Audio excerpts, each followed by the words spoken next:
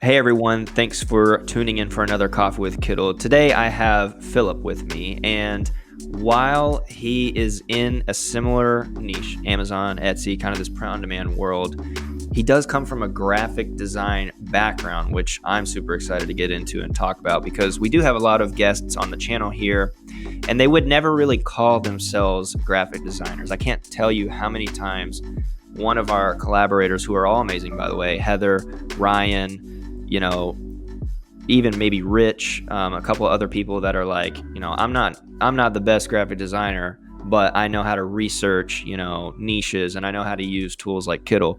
But we actually get to talk to someone with some graphic design experience, which will be super fun. But before we do that, Philip, if you don't mind, just give us a quick intro, a brief on who you are, what you do on the channel, on your YouTube channel, which looks amazing, and then we can dive into some questions. Yeah, first of all, thanks a lot for having me on. And my channel is mainly about print on demand with a focus on Amazon, Etsy, AI tools, designing as well. I've got a lot of design tutorials. And I do. You're correct. I come from a graphic design background. I didn't study it or anything. I would consider myself self-taught. I wouldn't say I'm the best graphic designer either, but I am passionate about it. And I used to do web design for a while, logo design at one point, and then I transitioned to this, which so far I've been enjoying the most, which is designing t-shirts, print-on-demand products. Okay. And we were just chatting about this before we started recording. It feels a lot more free. You don't have a client to Yeah. answer to. You can kind of do more of the things that you enjoy Yeah. without a boss in your neck, sort of thing. Yeah. And I think that's a lot of the reason, obviously, why people would get into something like a print on demand or even formulating digital products, right?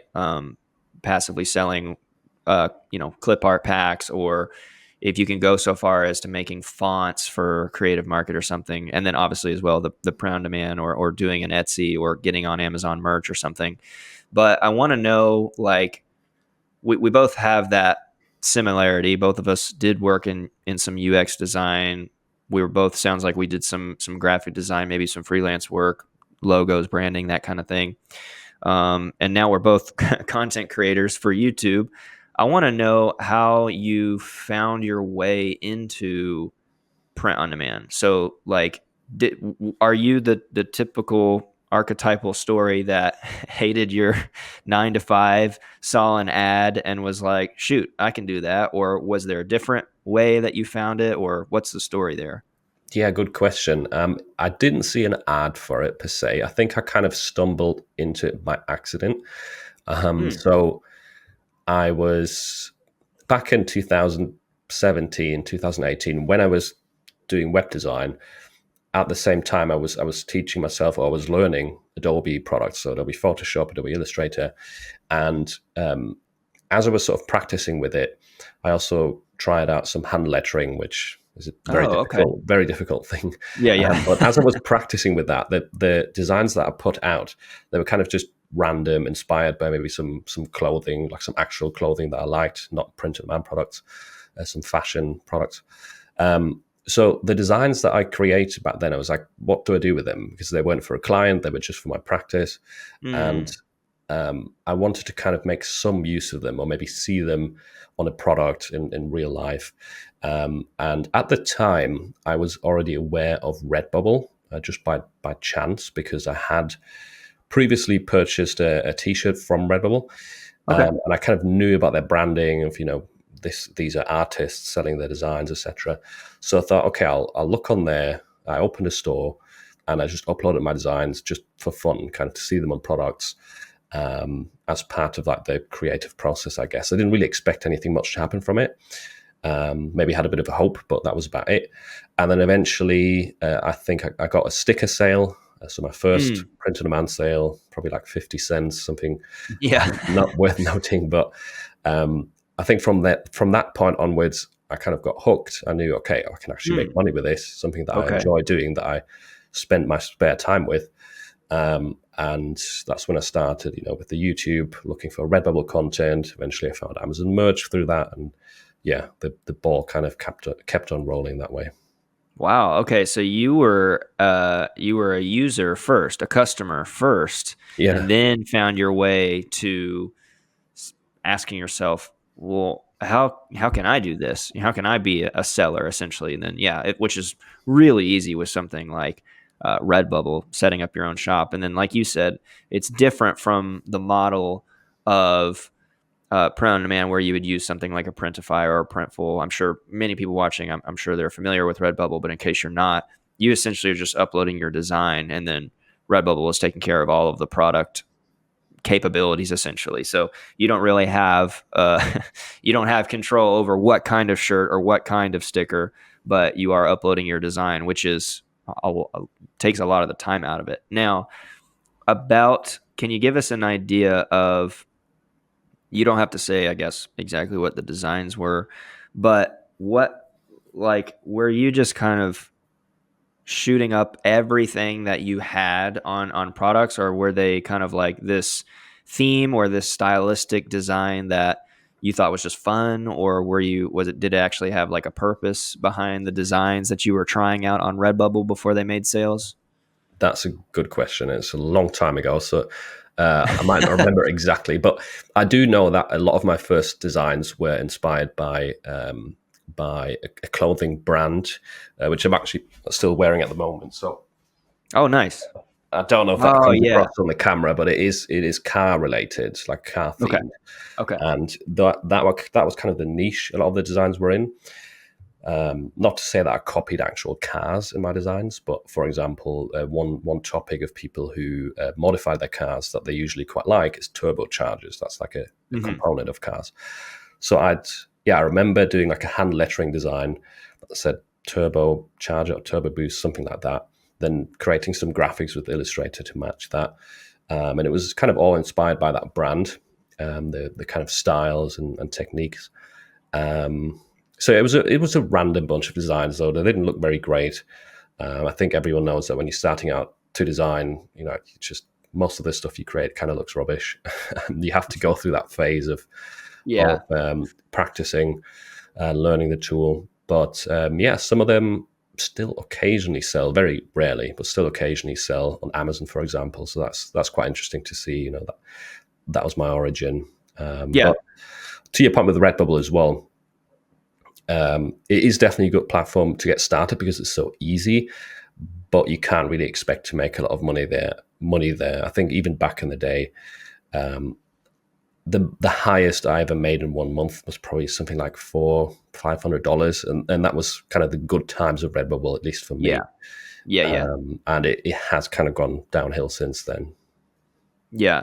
And your focus is not really on that anymore, clearly. So where in the story did it open up Amazon and or Etsy to your method of doing print on demand? So where did that come into the picture where you were like, "Oh, maybe I can make more money over on this platform?" Mm. Yeah, so I think 2018, the end of the year, was the first time where I experienced a Q4, the Q4 effect of getting more sales than you would expect. And that's kind of the year I was starting to upload to Redbubble. So, yeah, in the end of 2018, I had the first time making like a few $100s in 1 month. And I was like, wow, I could actually do something with this. And then did more research. And then the 2019, I started opening stores on TeePublic, Spreadshirt, and also Amazon Merch. So Okay. that's when those came into play. Amazon took a while to kind of build up and do anything with, because you start, for those of you who don't know it yet, you start in a low tier Hmm. 10 it's called, which means you've got 10 design slots. You can upload 10 designs to the marketplace. And you do need at least 10 sales to get out of this tier and move up to the next tier, which would then be tier 25. In tier 25, you have 25 design slots and you need 25 sales to tier up again to tier Yeah. 100 and so on. So, a short way to say it is it's very difficult to get started with it. I mostly design gifts for friends and family and ordered those myself, or I had some friends who actually needed some custom t-shirts for their work, or for like a gaming team or something along those lines. And I would design something for them, and they would then buy it off me for the minimum price. And that was kind of some ways to get out of Mm. the lower tiers. But yeah, Amazon didn't do that much until 2020, mid end of Okay. 2020 for me, and that's also when I added Etsy to the mix. Is Okay. beginning 2020, sort of start of the pandemic. Okay. And so, unless you're about to tell me something completely different, uh, Etsy, when you opened that up, I'm assuming that you were utilizing an actual print on demand supplier at that point. Yeah, yeah, definitely. Okay. Yeah. Because I was going to say, to my knowledge, I don't think that Merch by Amazon and Etsy communicate together for No, Etsy to fulfill via Amazon. That would be that'd super be weird. nice. That'd be Yeah, nice. that would be crazy. That would be crazy. So, walk me through why you decided, because like we're getting later and later in the years, which honestly should be really motivating and inspirational to people who continually say to me that it is not possible to start and make any sales because it's oversaturated. Mm, Yet it's just oversaturated with bad stuff. It's not oversaturated. It's oversaturated with really bad designs. So I guess, did you ever have that fear where you're like, I'm gonna try this Etsy thing, but like I'm not really super hopeful it's going to work? Or were you like, okay, I'm going to go all in on Etsy? And while you're talking about that, maybe tell us like which provider you decided to go with and why. mm. So let's talk about the providers first. Then, so Okay. I did go with Printful originally, Okay. which I think is kind of a strange choice because I feel like everyone uses Printify through Etsy. But Printful, I don't really know what actually drew me to them specifically. Maybe it was just chance that I saw like an Etsy tutorial how to get started, and they were using They're Printful. using That Printful, could yeah. have been as simple as that. I don't think I weighed up the actual decision. But what I Sure. found with Printful in comparison to Printify is Printful is a little bit easier to manage the international shipping. So if you've also got customers from the UK, for example, Germany, then that seems to be a bit more seamless. And Printful does tend to be more expensive, but yeah, it does make some of the sort of back end management things easier. At least from my experience, I have used both, but more so Printful. And then, in terms of the other question, did I ever sort of worry about not getting sales? Yeah. I did have fairly low expectations.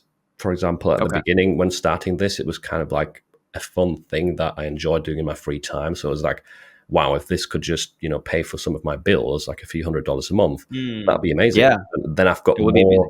more disposable income from my actual wage. So that was kind of the Okay. initial idea. So I didn't really have very high expectations. And for anyone who's in that boat where you're starting out with this, you've put in a lot of work for say 3-4 months, half a year, and you're not really seeing that many results.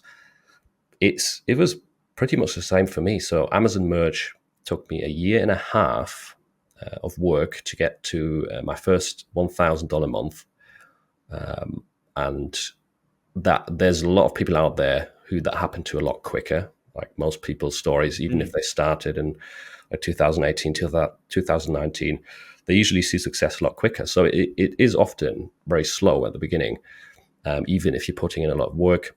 Etsy, similar story. The first year, the shop was only very slowly growing. It would go from like 10 sales a month to 20 sales a month to 30 sales a month. There wasn't really much yeah. progress. It was usually, for me, sort of in the second year was when the work started to compound suddenly, and the results started to get better than I expected initially with my low expectations, and suddenly I was actually making enough money to live off.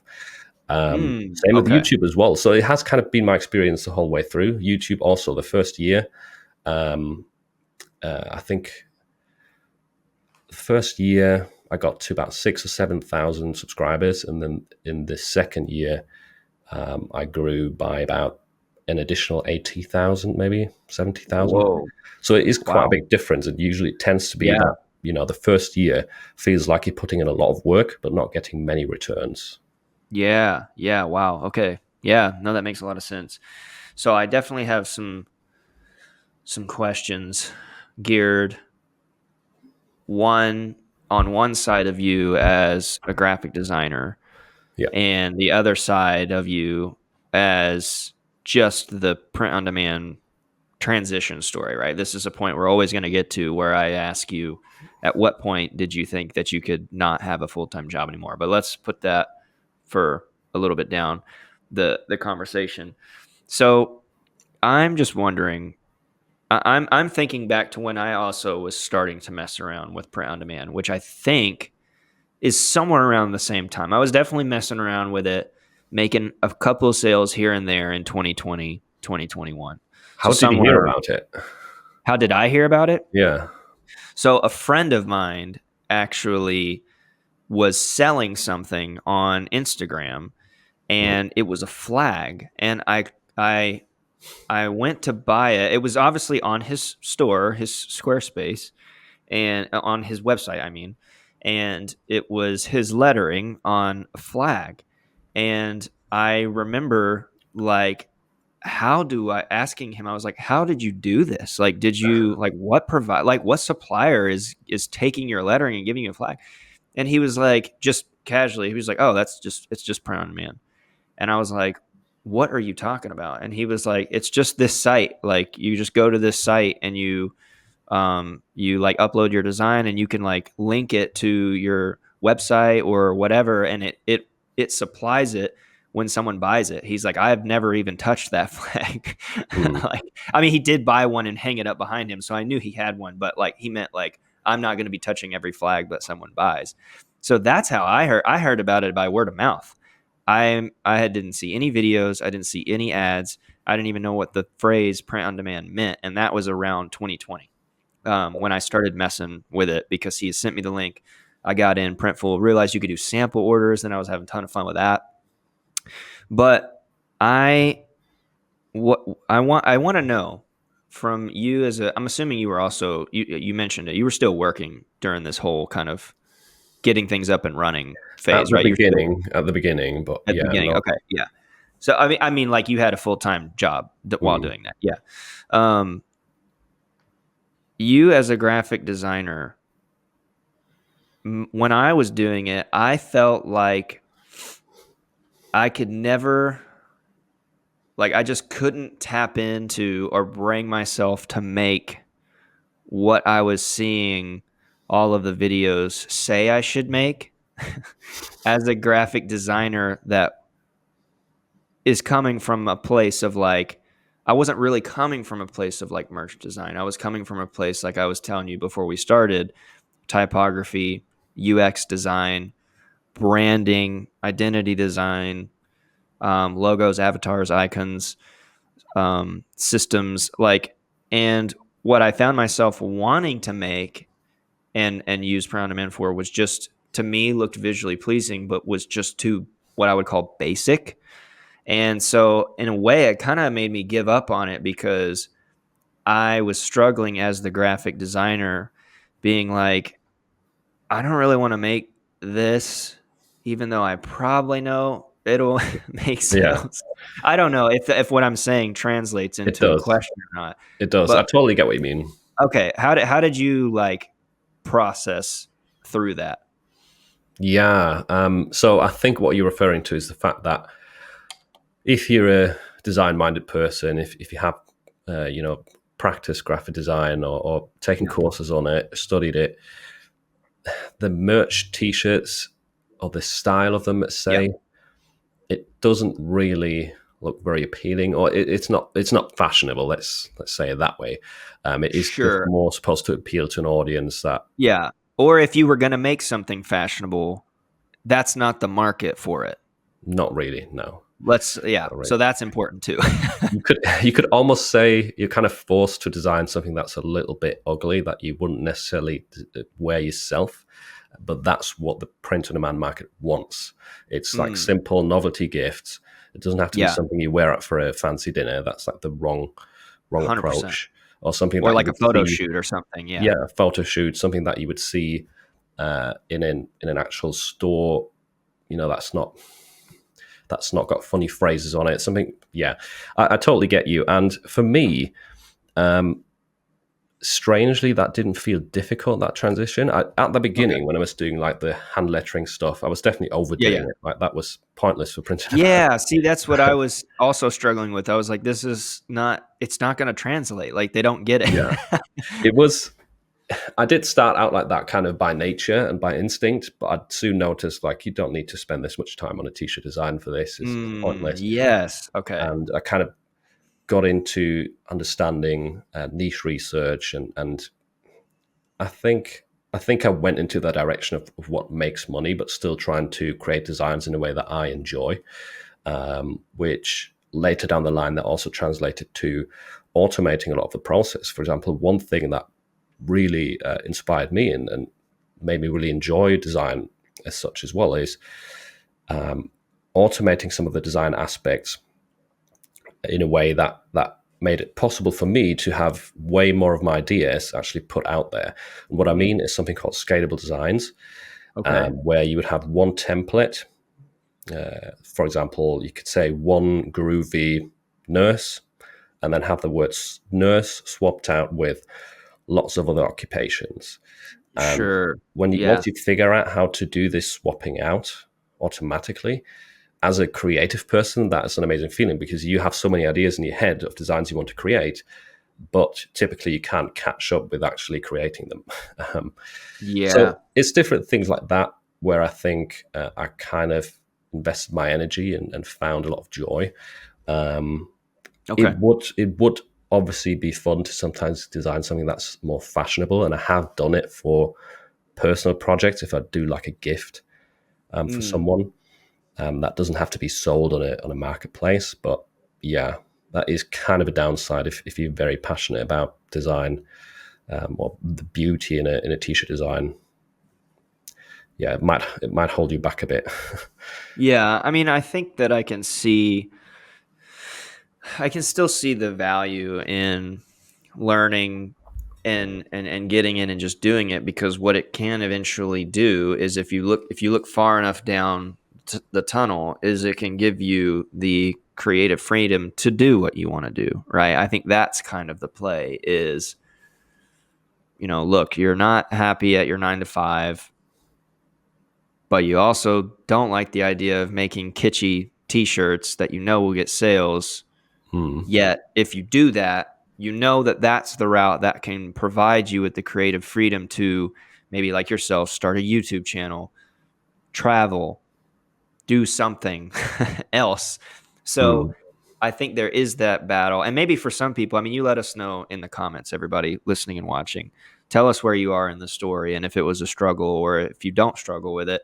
Because I feel like there are those that's where you and I are similar in that we're coming at it from an angle where, as graphic designers or UX researchers, we have so many like cross familiar design styles and use cases where we're coming to the print on demand with the occupation of design, which is not niche enough. Whereas someone that's the nurse that wants to quit their full time nurse job can come to print on demand with the niche occupation of nurse and just absolutely crush and dominate that topic, or Dungeons and Dragons, or skateboarding, or whatever. You know what I mean? Where it's like, I feel like for us, it's almost like it's a little bit more difficult to be like, well, I'm a graphic designer.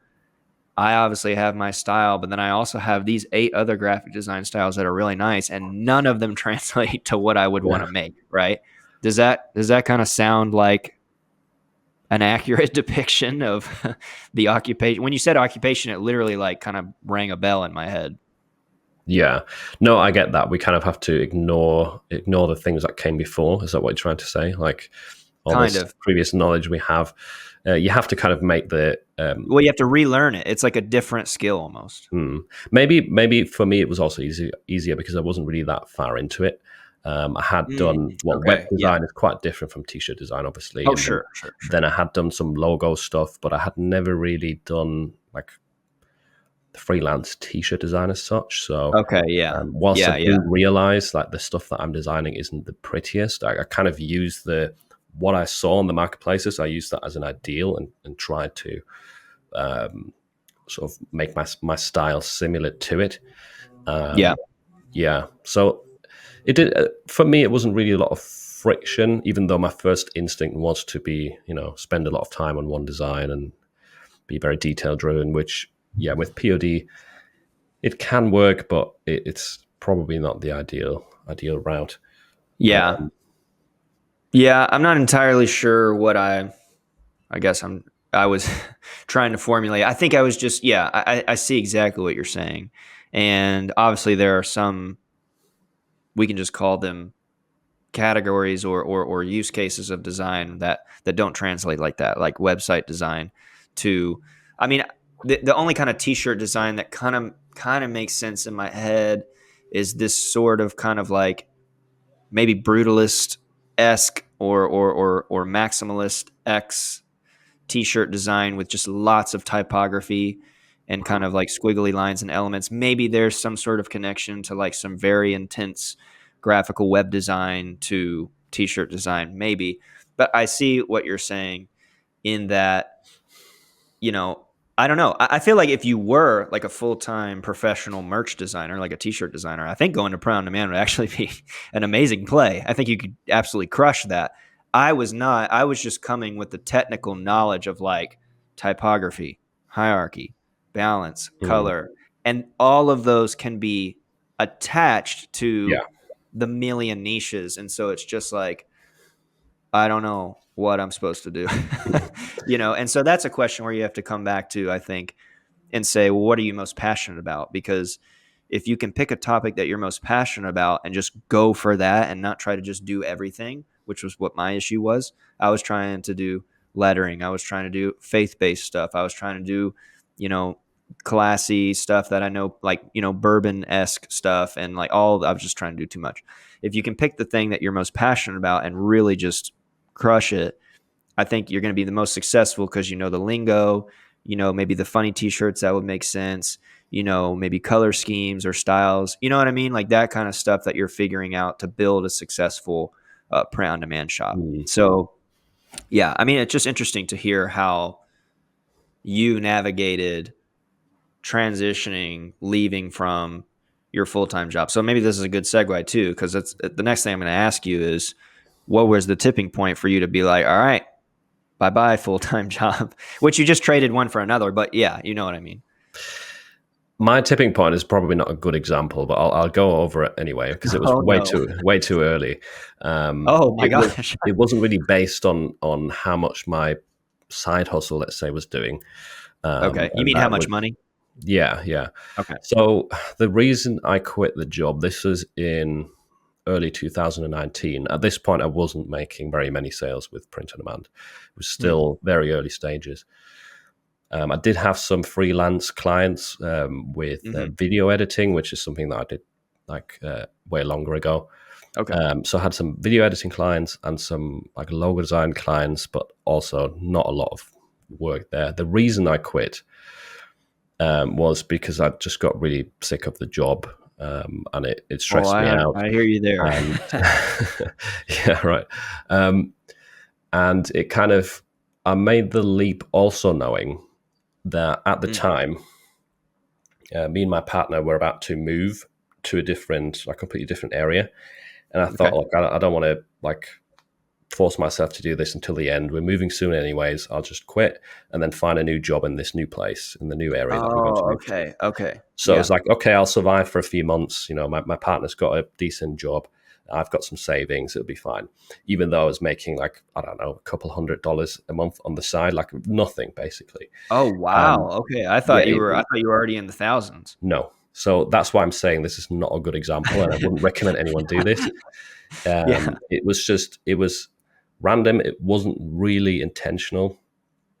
And it was a completely different goal in mind. My goal wasn't, okay, let's quit this job, go, 100% on this and make it work in the next few months. I wasn't really thinking that way. It was just like, Okay. yeah, we're going to move soon. I'll find a job and then carry on doing this on the side. Yeah, I'll deal with What, it later. Yeah. yeah, and what happened then is we that move kept being delayed because Oh as you no. probably as you probably know, if you've moved before, it's never straightforward. You need to try and No. find a place, then buy it, all the contracts, blah blah blah. Then COVID started as well, so it took a while until we moved. During all that time, I was like, I don't want to get a job for like a month or two if we're moving soon. So it kind of kept being longer and longer. I was working full time on print on demand and these freelance projects, Mhm. which has started to make a little bit more money, but still, like at the time, it wasn't really ideal. I was very lucky that I had someone helping me out who did have a full time income, Yeah, but exactly. I wouldn't recommend it. And then, luckily, when we did eventually move, that's when things started to take off. Gotcha. Okay. And so, I mean, but there's still a lesson in time, right? And time management, and not just time management, but time commitment. So it makes sense to me, at least, that if you were going to spend a lot more time on print on demand doing, that means more listings, that means more designs, that means more attaching it to different products. It seems to me that obviously if you're doing the right things, that will result in more sales. So I think there is a lesson there that says, like, it can be a full-time kind of financial commitment if you can put the time in to make it Mm, work. So mm, let me just try to get my timeline right here. So you were waiting to move kind of back to back for several months. All the mm, while you were just like, okay, I'm just going to keep doing print on demand, keep putting more work into it, put more effort into it. And then when you say that it kind of took off, what does that really mean? Like, what, like overnight, like just kind of compounding, like you said, like 20, 30, 50, 60, 100, like mm, what does that kind of mean? Because I want to try to do my best to put a time commitment to success rate, because yes, we can have these cases where somebody gets on a really intense niche trend, and then it's like a week or 2 weeks and it's like 100 sales, 200 sales, maybe, whatever. Those are typically short lived. Maybe yeah. they're successful for a long time. I don't know. But I would say the vast majority of us are this compound interest. So that's what I just want to try to figure out. Everybody's story is different, but like, what's the time to success Mm. rate? You know what I mean? Yeah, yeah. So definitely, like if you're chasing trends, that's not a good like a long term strategy because they do come and go. If you Yeah. want the kind of similar build up that I had, then evergreen makes more sense. So you've got your application, occupations, hobbies, animals, topics that people are interested in throughout the entire year. That is mostly what I was designing Yeah. Okay. Okay. and uploading. And during the first year in 2019, where I was actually going hard on POD, um, I was I don't know. I was making probably around about $100 a month, like nothing major, maybe with some ups and downs. Um, and on Merch by Amazon was very limited. I couldn't upload much, so that didn't help. But I was on other platforms like TeePublic, etc. Q4, so the end of the year, as usually you see a bump. So my sales at the end of 2019 were quite decent. And then for the next year, 2020, they kind of recovered on a better level than the year before. That's been my experience generally. Is if you put in a lot of work throughout the year and you're uploading evergreen designs, then at the latest by the end of the year, if you've done good SEO, good niche research, you've created good designs, by the end of the year you should see a bump in sales and you'll see a lot of new t-shirts selling that haven't sold before, which in the next Okay. year can also turn into regular sellers. So rather than dropping all the way back down to where you were before, you kind of drop to a new baseline of Okay. maybe, I Okay. don't know the exact numbers, but maybe at that point it was a few hundred for me every month rather than 100 per month. Oh, wow. Right. Okay. So Okay. it kind of went up that way. Throughout the year, again, I'd create more and more designs, and And then it happens again. it would kind of slowly go up and up. And towards the end of the year, uh, October, November, December, that's when my sales started to kind of compound, and I saw a lot more evergreen stuff selling. I did hit a trend, which also added to it. Okay. But even after that trend was gone, I had enough evergreen designs through those new Christmas sales, the Q4 sales that were regularly selling, that from $1,000, which I hit like towards the end of 2020, the sales only went up and they never went back down to like a Oh, thousand. wow. Okay. So Okay. yeah, so it did definitely. The results are very delayed. That's one Hmm. kind of takeaway from this. That's another good lesson, though, I think. Delayed gratification. Yeah, because I see the same still in my Discord community. Hmm. Um, because I think as well, like, if you get comments of people saying, I've tried this, it doesn't work. I do also sometimes think, is it a lot harder now? Is it not working? But I do see in my Discord community, the same things are still happening to people. Yeah. Is they're No, yeah, it working throughout works. the year. They maybe started 1 year ago. They're creating designs. Then they get this boom effect around Q4. Everyone's Christmas shopping, and the next year suddenly their sales are a lot higher than they were the year before, and that's just Mm. the new standard rate. So yeah, especially if you're starting or if you started your journey early in the year, you might have a very, very like slow progression. But typically, if you've been entering the right niches and if your listings, your designs, if they're up to par, then you typically get rewarded in Q4, Mm. which helps you for the future. Yes. Okay. A lot of good lessons there. I hope people are taking notes and or getting motivated if they haven't started, or inspired if they were frustrated and maybe stopped or quit. Because I think there's a lot of things there, like time commitment, uh, delayed effects, the effect of holidays, like all of this stuff, compounding evergreen listings throughout the year so that you can bring traffic during the holidays so that they can stay consistent through the next year. I think that's really, really important. Just one thing I wanted to ask was, when you say thousand, 2,000, whatever by the end of the year, cumulatively across all of the things, or like, do you mean just Etsy, or like Hmm. what? Good Um, question. I couldn't tell you exactly because it's quite a while ago, but I do know right. that I'm focused on the Amazon merch numbers because Okay. I did make a video. I did actually make a video showcasing this kind of progression from my Okay. beginnings to the point Yeah, because it gives you where a it blew chart. up. Yeah. Okay. Yeah. So that chart is on my YouTube channel. It's an old video. I think it's called something like how long did it take me to reach $1,000? I think, Thousand. Yeah. and Okay. you can see that after 1,000, it jumps to, I don't know, 1.5, 2,000 the month after. Um, what what I didn't well, what's not included in this is the other platforms. So you're right. There was also Okay. Redbubble, TeePublic, Etsy was starting Yeah. to get some traction by that Okay. point. So that all adds up, and that was kind of my main focus is take the designs that I've got and spread them across multiple Yes. marketplaces. Okay. Because whilst I've already created them, I've already done the SEO. Maybe they don't sell on Amazon, but maybe they sell on Etsy. Like you never Yeah. know. Yeah. So that was a lot of my work as well. Is actually spreading the designs across multiple markets. Yeah. Definitely good advice for sure. So I think the last thing I wanted to ask you about is maybe just some productivity tips that we can give some people, things that you utilize that help you become productive in these print on demand endeavors. um, any potential tools, maybe how things like Kittl help you and or can help people, just general productivity tips to help people get to that level of comfortability with print on demand. So yeah, any and all things that come to your mind you want to say, I give you Mm. the freedom to say it. Yeah.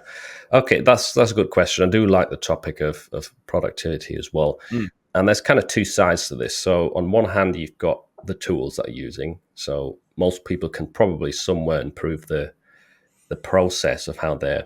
designing, researching, etc., to make that easier, less friction, be quicker. And then you've got things that you can kind of control in your personal life that are distracting you from work, right? So one thing that I Okay. always say is your phone, Mm, either turn it off completely or turn it on the do not disturb, no notifications, where it's basically useless. Like I can't see my WhatsApp notifications or anything to do with social media. I can only really call people with this phone at the moment, and that's purposely so I don't constantly get like pinged with messages and get distracted from my work. If you don't want to do that, you can also just throw it in another room. Like Yeah. take the distractions away from you, because with most tasks, it takes like I don't know the exact numbers, but it takes like 10, 15 minutes until you're actually in the zone. You're like fully focused on what you're doing. And I Okay. feel like most people never get into that Hmm. focus mode because of modern technology distracting them. So that's one thing.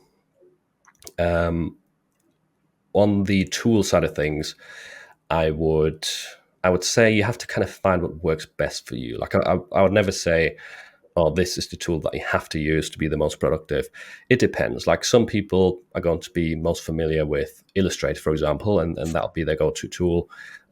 If you're not a designer, or if you're new to design, something like Kittl, in my opinion, is a lot easier because it has a lot of templates. It is a lot more Mhm. intuitive. Yeah. It is also more geared towards print on demand, like Illustrator. You kind of starting from a blank canvas, and it's not very POD orientated. I've used Hmm. Illustrator a lot, so I still love the tool, but I do recognize for beginners, something like Kittl is going to be a lot less friction. You have less things to learn, and it's a lot easier to create really good looking designs Hmm. in comparison to Illustrator. Right. Upload tools as well. That's another big Okay. thing.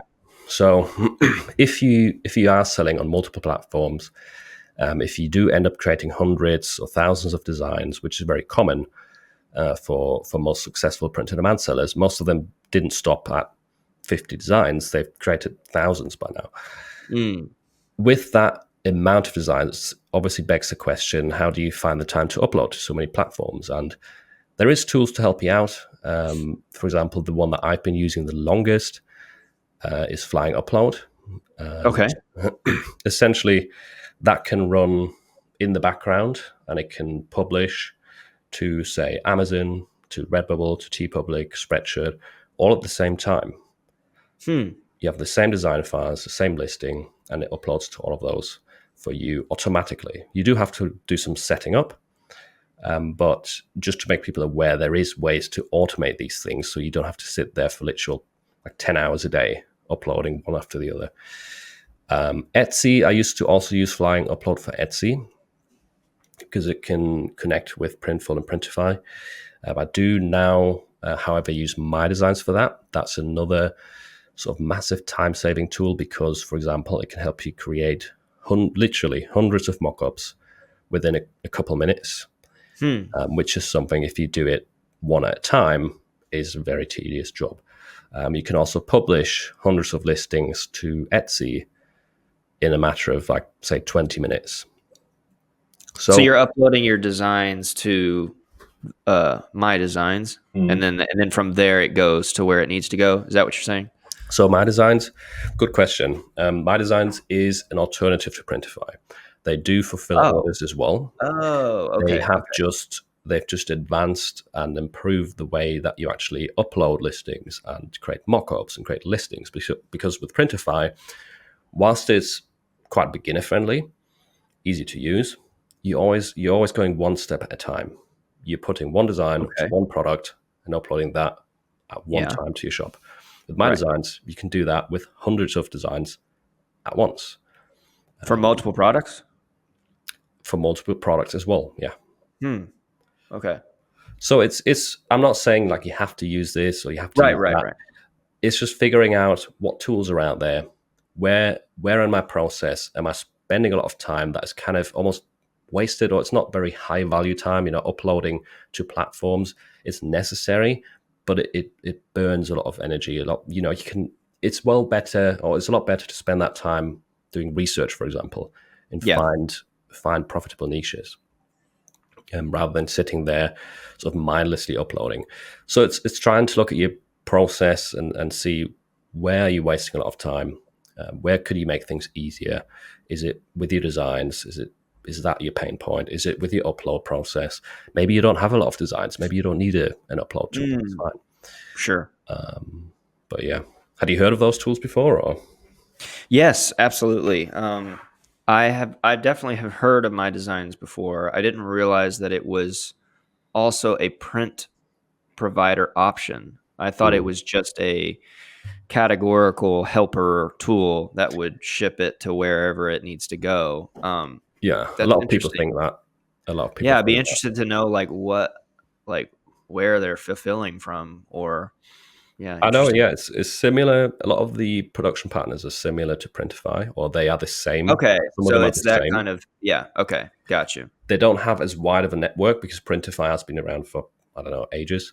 Yeah, What, like 10, 20 years? I'm not sure. But My Designs launched, I think it's like nearly 2 years ago now, 1.5 years ago. yeah, So they're not still long fairly ago. new in the field. They do Mm. have some of the, for example, Swift POD. A lot of Yeah, people yeah. know them from Printify. They also Mhm. integrate with My Designs. Right. So Um, okay, so you can select your provider then essentially, like yeah, Printify. yeah. You just don't Okay. have as many options as Printify would. Um, but yeah, it's the same sort of concept. It's just it saves more time essentially. Yeah. Yeah. No, absolutely. I think that's great. Um, What do you think about the Kittl Illustrator comparison there with like beginners? Do you think yeah. Kittl is easier for beginners?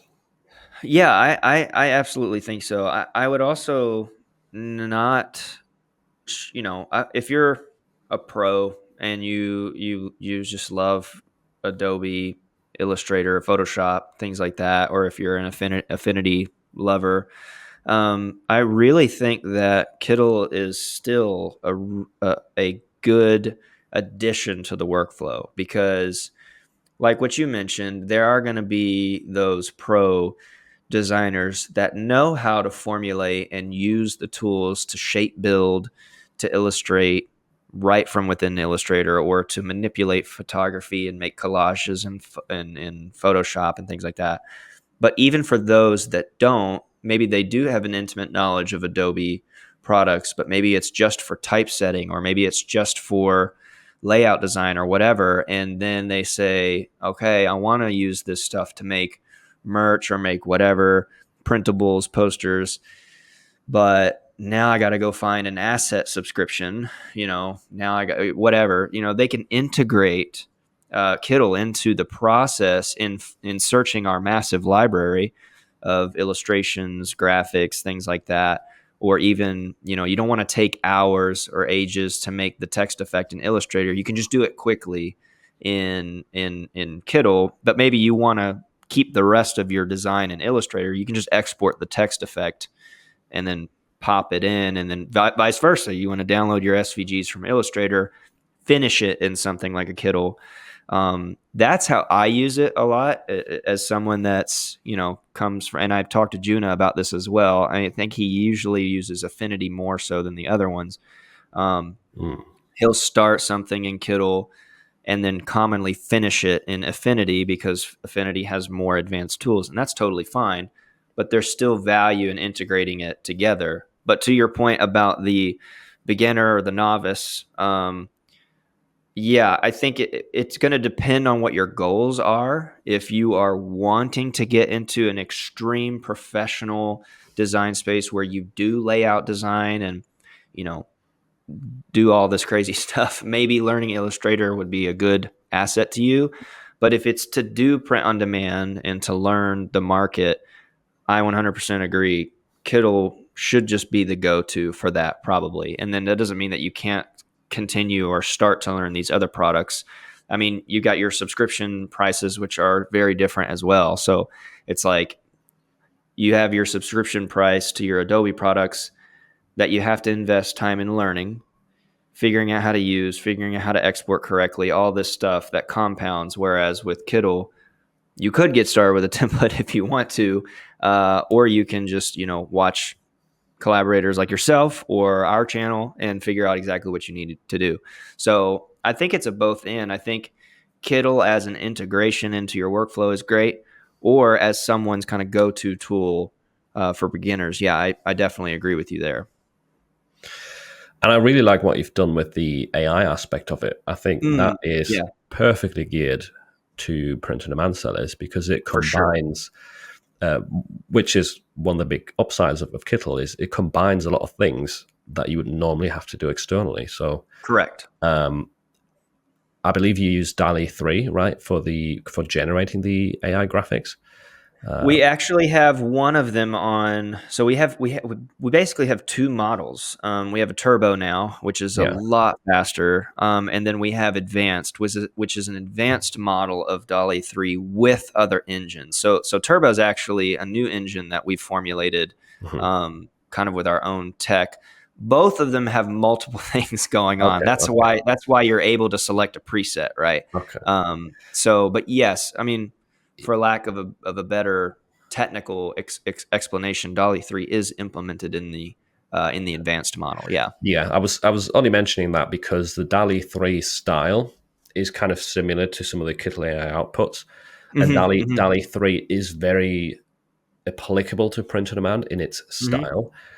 But For sure. if you're using it, it's not. I feel like it's not the most user friendly, and there's a lot of extra steps added onto it. You've got to download, you've got to convert the file, you've got to then vectorize, remove the background, then you've got to pull it into an external design tool like Illustrator, like maybe Kittl, whatever, Canva, and then maybe do some retouching and add things like. There is a lot of steps and different tools involved with it. Whereas Hmm. Kittl, it combines it all. Yep. You've got the different styles first of all, which already makes the whole prompting part a lot easier. You can just select which print on demand style you want, Hmm. which That's I've right. made a video comparing the different styles Oh, that you offer nice. in the advanced model, so people can kind of compare Yep. which one suits their niche best. And Right. then, as soon as you've got the graphic, you've got the background remover right there. You've got the vectorizer or the upscaler. You've got both options. Now you can Yep. even erase parts of the graphic, Right. which I've seen but I've not tried yet. I need to test that. Hmm. What else? Yeah, you straight away you're inside of a design tool where you can change the colors. Right, if it's a vector, you can add text very easily. You've got design Yep. templates you can add to it. Like it brings everything together and makes it a lot less seamless. And again, gears it towards print on demand sellers, which you can get really good results with other tools as well. I, for example, Sure. really like Ideogram as well, but Okay. Yeah. it's not a design tool as such. You still need to take it from Ideogram, Yep. upscale it, remove the background, and put it into a That's right. separate design tool. So yeah, that's another big bonus I think of Kittl. Yeah, yeah, and we have the what's called the Copilot now too, part of the AI system, Oh, what's which that? will be out at the time when this video releases for Okay, sure. it's not there. It's on its way. It's going to be here very soon for you. But everyone watching, when this video comes out, it'll already be out. But what the Copilot essentially does is it's a little virtual assistant. So it's basically always having a prompt box ready with you at any point. So at any point you have your image selected or you have the text selected, you can open up the little prompt box and basically say change the graphic to a dinosaur. And if it shows you all of the dinosaurs we have in Kittl, and if you don't like them, it'll actually say generate new image, which will use our AI. And because it knows the design that it's in, it'll already remove the background and do things like upscaling it right there within it. So we basically built this little virtual assistant that can follow you around. If you want it, you can close it and you can move it around out of the way and basically tell it. You can highlight all the text in a design that might be for nurse niche, and you can tell it change all of the text to firefighter niche, and it'll change all of the text. And then if you don't like it, you can go in and you can say change this headline to say fire, and then change the bottom one to say fire. You know what I mean? So you Oh, can it'll help you by yeah. making suggestions of which you don't have to take. You can just not use it, or you can just not select it, or you can just close it. But I've been using it a lot recently, and it's speeding up my workflow a lot because when I have a graphic selected, like the middle image, which is usually an illustration or somewhere on there, and I can't find what I want in the illustrations panel, I know I can just pop up that little virtual assistant. And because it has it selected, it's going to use that as a style to give Oh, me nice. something in the same style, right? So I've already selected the image, and the AI is going to know I want this style, but I want a lion, or I want a dragon, or I want whatever. So it's actually quite cool, and I think it's going to help a lot of people. Yeah. You just read my mind there because I was literally going to ask, can you ask it to add like something to the graphic that suits it rather than filtering through the elements and like browsing forever? That was really Yeah. cool. Yeah. Yeah, Nice. 100%. And it can even, if you're starting with a blank canvas, you can basically open up the virtual assistant, the Copilot, on a blank canvas and tell it what kind of design you're looking for. And it will show you relevant templates to the design style that you're looking for. And if you don't like any of those, you can just continue to use each part. So with a blank canvas, it's going to say, what do you want to work on? Text, graphic, shading, whatever. And just one by one, you can build your own template with it. So it's very, very cool. It's magic. I don't know how they did it, but it's very, very cool. Nice. I've never heard of that before. That sounds amazing. It sounds a little bit like the voice control systems in a car. Like if you don't want to actually press Exactly. any buttons or turn any dials, you just tell it, do this for me, Yep. and it does it. It's like Um, Alexa or Siri, but for design, kind of. yeah. Yeah. Yeah, Imagine if you exactly. integrate that as well. If you can push a button and you can talk to it rather than write a prompt, that'd be awesome. Ooh. It's even Oh, even man. more even more lazy. I don't even have to That write a would be prompt anymore. scary. Yeah. Yeah. Or like that, like those like the most advanced like ChatGPT versions where you can actually have a Hmm. conversation with them Yep. on the phone, like something like that, but with the design Super tool. scary. Super intense, That'd right? be epic. You've got the idea Yeah. now. Yeah, we have it. Nice. Um, Sweet. Well, this has been so helpful. I hope so many people are just fired up with all the different things that you can do, and all of the processes and productivity that you can have in print on demand. I want to give you the floor to mention anything that might be upcoming on your channel, which is all linked down in the description. By the way, guys, go check out the channel. Subscribe to Philip.